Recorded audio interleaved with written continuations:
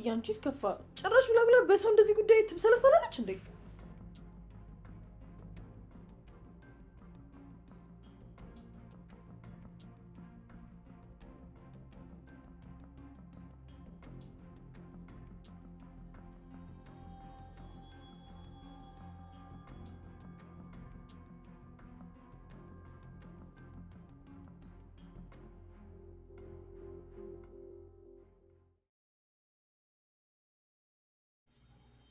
ለነገር እኮ ልክ ነሽ። ጨካኝ ባለቂ እና ደግሞ አታስቢ እሺ። ከዚህ ቤት ቆይሽ ቢባል ለ2 ወይም ለ3 ቀናት ነው። ከዛ አታልፍም። እንዴ ቆይ መች ወጡ? አታቸውም እንዴ ሻንጣቸውን ይዘው ከወጡ በኋላ በምን ሰበብ ሲመለሱ? እሱን ታዩ። በዛ መንገድ አይደለም የምትወጣው። የምትወጣው መቼም ላትመለስ ነው። መቼም ላትመለስ? መቼም እንዳትመለስ ማለት? አዎ መቼም ላትመለስ። እርግጠኛ ነሽ ግን? እንዴ እንደዛ እኮ ተገላገልም ማለት ነው። ብታይ እኮ አልገባሽም ዛሬ እንዴት ደስ እንዳለኝ። ደስታዬን የምገልጽበት ምንም አይነት ቃል የለኝም። የምር እንደዛ ደስ ብሎኝ አያውቅም። ገባኝ። እኔ ቆንጆ ደግሞ ተረጋጊሽ። የሆነ ነገር እንዳያደርጉሽ። በተለይ መሲን ተጠንቀቂያት። እሷን ከጎዳሽ ልጎዳሽ ነው ይችላል።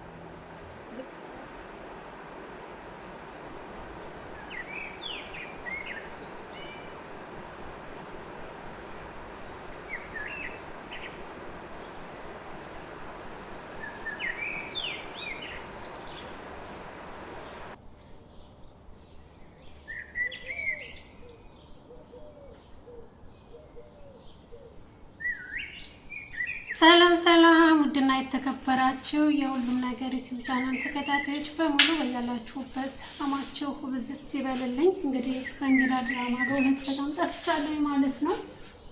ዛሬ እንግዲህ ይዤላችሁ የመጣሁት በእንግዳ ድራማ በሄለንና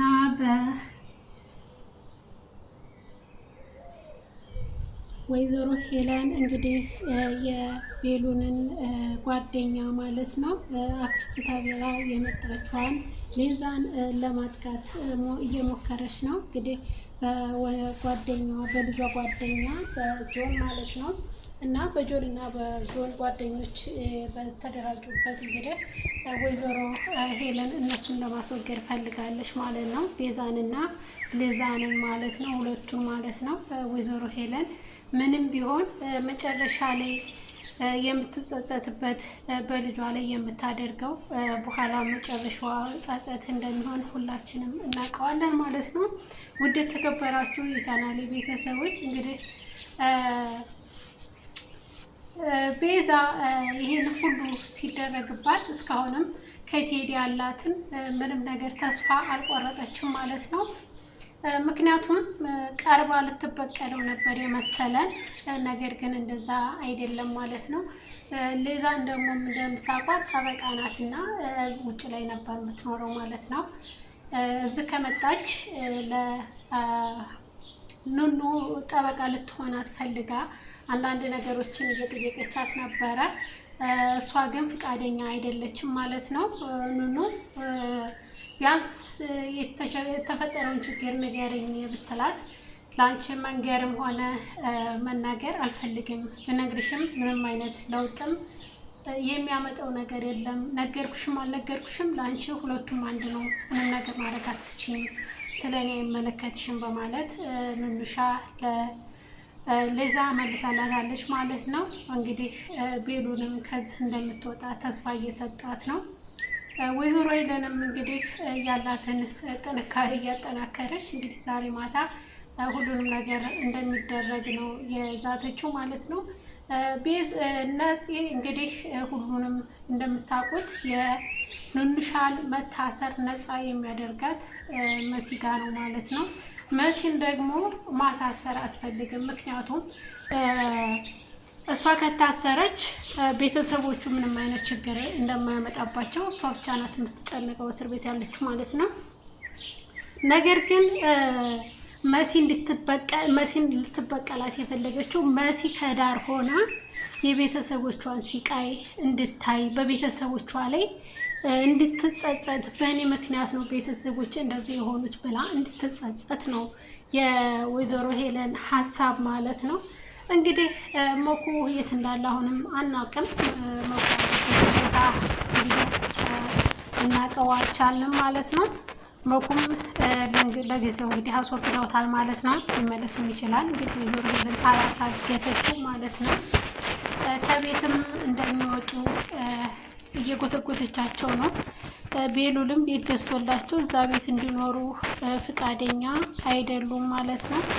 እንግዲህ ወይዘሮ አይንዬ ወይዘሮ ሄለን እግር ላይ ወጣ እየለመነቻት ከምንም ነገር አልቆጠረቻትም ማለት ነው። ይቅርታ በቃ እንደው ልጇን አስፈችልኝ እንደው በአሳለፍ ነው እያለች እየለመነቻት ነበረ። ነገር ግን ምንም የርህራሄ እንትን የላትም፣ ልብ የላትም ማለት ነው።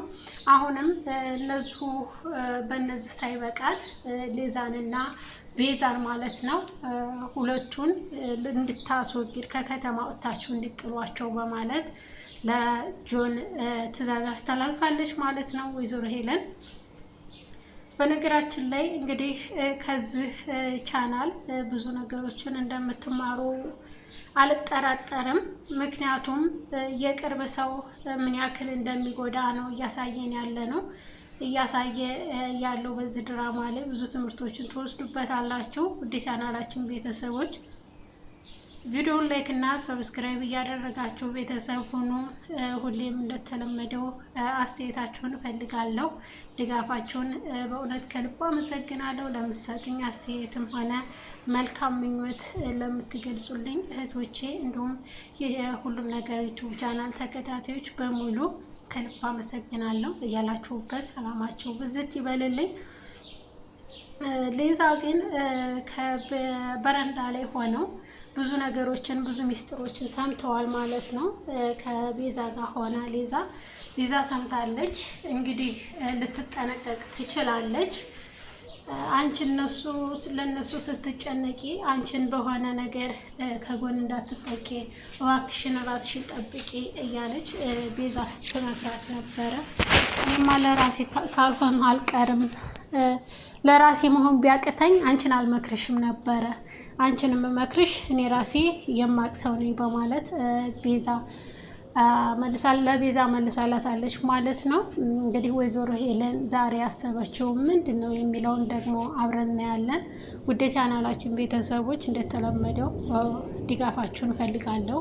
ሰብስክራይብ አድርጉ፣ ያደረጋችሁም ላይክ እና ኮሜንት ስለምታደርጉ ከልብ አመሰግናለሁ። ቪዲዮ እስከ መጨረሻው እውልኝ በትህትና ጠይቃለሁ።